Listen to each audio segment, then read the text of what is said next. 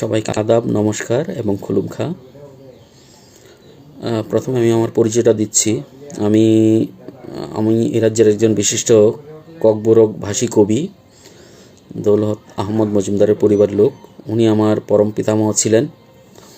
তো আমি আজকে ভিডিওটা করার উদ্দেশ্য এই যে আমি দেখছি গত কয়েক বছর যাবৎ আমাদের রাজ্যে আমাদের ককবরক ভাষাটাকে এগিয়ে নিয়ে যাওয়ার জন্য বিশিষ্ট শিক্ষাবিদরা, বিশিষ্ট যারা চিন্তাবিদ রয়েছেন এবং মিডিয়ার ভাই বোনেরা অনেক প্রয়াস করে যাচ্ছেন যাতে করে আমাদের এই রাজ্যের ভাষাটাকে কিভাবে সম্প্রসার ঘটানো যায়, ভাষাটাকে কিভাবে বিকাশ করানো যায় সেই নিয়ে ওনারা অনেক কাজ করে যাচ্ছেন। তো আমি সবাইকে ধন্যবাদ জানাই।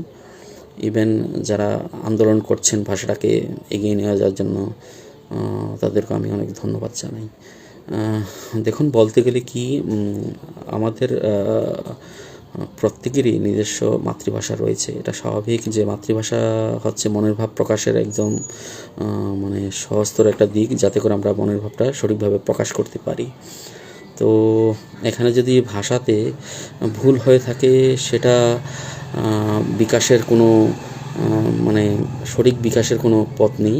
তো এখানে আমি দেখেছি আমরা যখন ককবরক ভাষাটাকে শুদ্ধভাবে বাংলাতে উচ্চারণ করতে যাই বা লিখতে যাই, কিছু কিছু শব্দ আছে যেটাকে বাংলাতে সঠিকভাবে উচ্চারণ করা যায় না বা লেখা যায় না, যাতে করে এখানে ভাষা মানে যে ভাষাটার বিকাশে এখানে একটা ব্যাঘাত ঘটে যায়, যাতে করে আমরা শুদ্ধ ভাষাটাকে শিখতে পারছি না, যে শুদ্ধ শব্দটা সেটা আমাদের শেখা হচ্ছে না, যাতে করে আমাদের ভাষার বিকাশে ব্যাঘাত ঘটছে।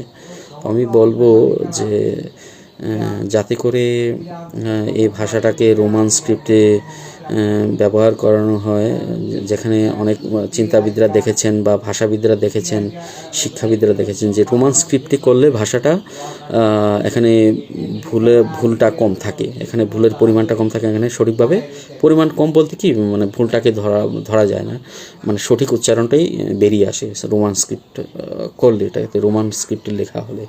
তো এটা মানে বিভিন্ন ভাষাবিদরা, চিন্তাবিদরা, যারা শিক্ষাবিদরা রয়েছেন তারা এটা আলোচনা করেছেন, এটা দেখেছেন, যাতে করে ভাষার শুদ্ধ রূপটাই ব্যবহার করানো হয়, যাতে করে ভাষার বিকাশ ঘটে, যাতে মনের ভাব আমরা বিকশিত করতে পারি, মনের ভাবটাকে প্রকাশ করতে পারি। সে নিয়ে আমাদের মেইন এখন যে আলোচনা।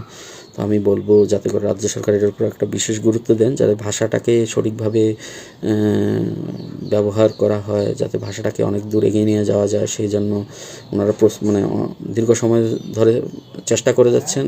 রাজ্য সরকারকে অনেক ধন্যবাদ যারা এই ভাষাটাকে গুরুত্ব দিচ্ছেন, যাতে করে সঠিকভাবে ভাষাটাকে রোমান স্ক্রিপ্টই করানো হয় সেদিকে যাতে রাজ্য সরকার একটু নজর দেন। কারণ এখানে বহুত শিক্ষার্থী রয়েছে বা যারা ভাষা শিখতে আগ্রহী, যারা আমরা সাধারণ মানুষের ভাষা শিখতে আগ্রহী, তারাও সঠিক শব্দটা শিখতে পারবেন এখান থেকে। যদি এটাকে রোমান স্ক্রিপ্টে করানো হয় তাহলে এটা সঠিক শব্দ উচ্চারণটা আমরা পাবো।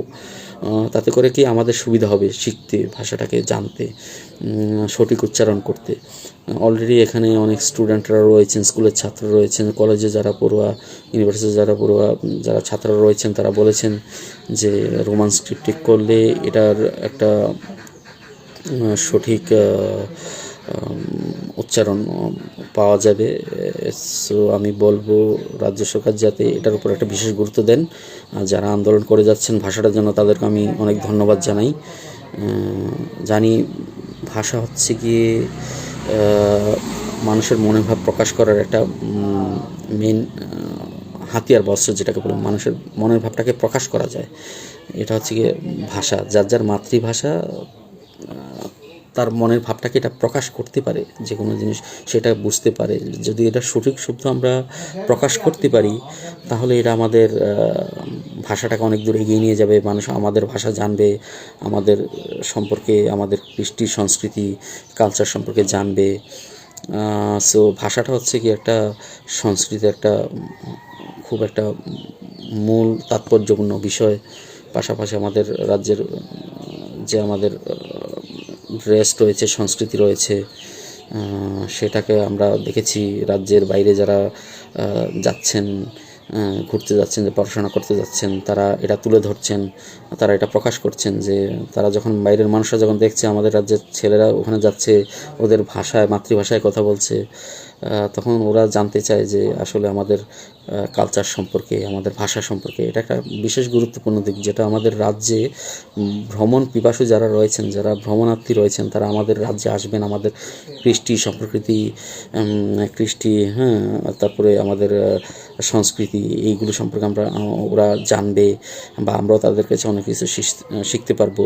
যে একটা মনের যে একটা ভাব আদান প্রদান আছে, সেটা আমরা করতে পারবো সহসা ওদের সঙ্গে, যাতে করে ওরাও আমাদের থেকে শুদ্ধ জিনিসটা শিখবে, আমরা ওদের কাছে শুদ্ধ জিনিসটা শিখতে পারবো।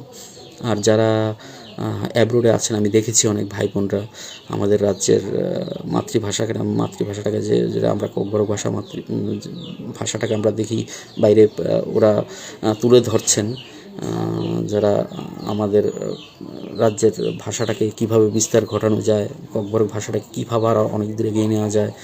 ইভেন ওরা আমাদের রাজ্যের যে আমাদের যে ককবরক ভাষাভাষী যে ড্রেস রয়েছে, এটাও ওরা পরে বেরোচ্ছেন, মানুষ জানতে চাইছে আমাদের সম্পর্কে। এটা একটা বিশেষ গুরুত্বপূর্ণ দিক।